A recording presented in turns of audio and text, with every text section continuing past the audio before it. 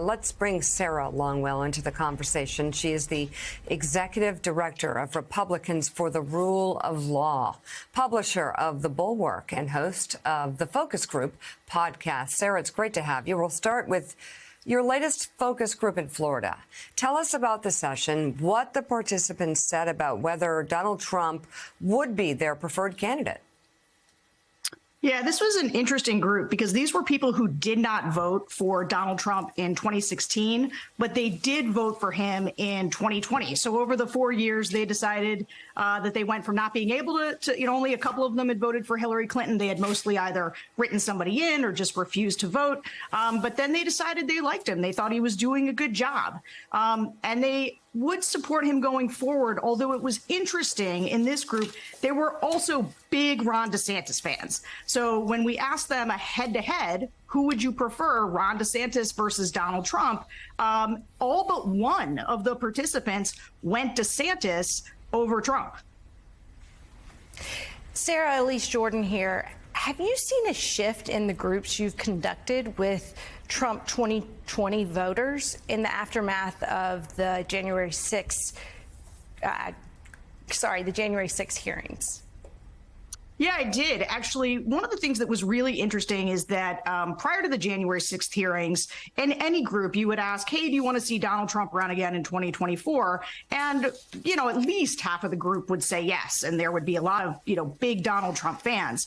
After the hearings started, what we saw was a more muted response. There were a bunch of groups in which 0 people wanted Trump to run again in 2024, which was really unusual. We'd almost never seen just 0 people wanting him to run again. And it was, I would describe it less as a breaking through the January 6th committee and more of a seeping in, because what you saw from the voters was a kind of concern that Trump had too much baggage, that he couldn't win.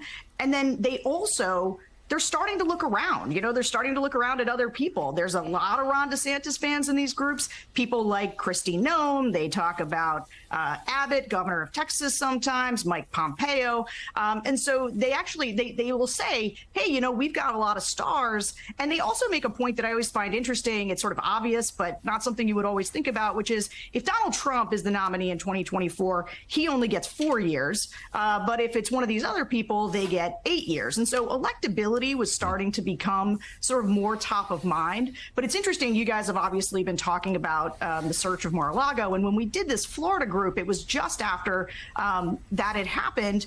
And one thing I sort of want to emphasize is how skeptical these Republican voters are of institutions in general, but now specifically the FBI, the DOJ. They were doing a lot of, well, what about the Clintons? What about Obama?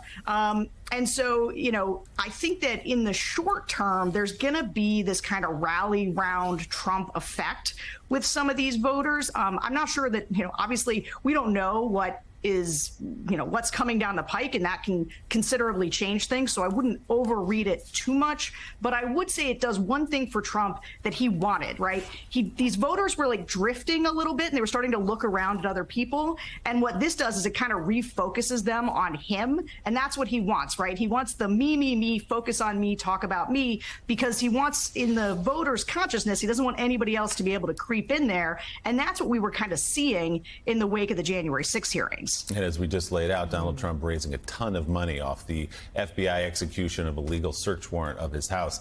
You also talked to Wyoming voters, Sarah, the focus group there, about Liz Cheney. We know what voters said 2 nights ago about her. She lost by nearly 40 points. But when you spoke to them, what did they say? Yeah, unfortunately, not a lot of Liz Cheney fans in Wyoming. And one of the things that was interesting to me about the Wyoming group was, yes, they were mad about her impeachment vote, but it was also this sense, Wyoming, sort of like a place like Alaska, they're very specific places. They have a sense of place. People talk about Wyoming values. They don't like national politics. And so this idea that Liz Cheney had become sort of a national figure was the kind of thing that was sitting poorly with the Republican voters there. There had been this feeling about her a long time ago, kind of that she was a carpetbagger from Jackson, which they Jacksonville, which they don't always consider actually part of Wyoming. They actually consider it like a different place.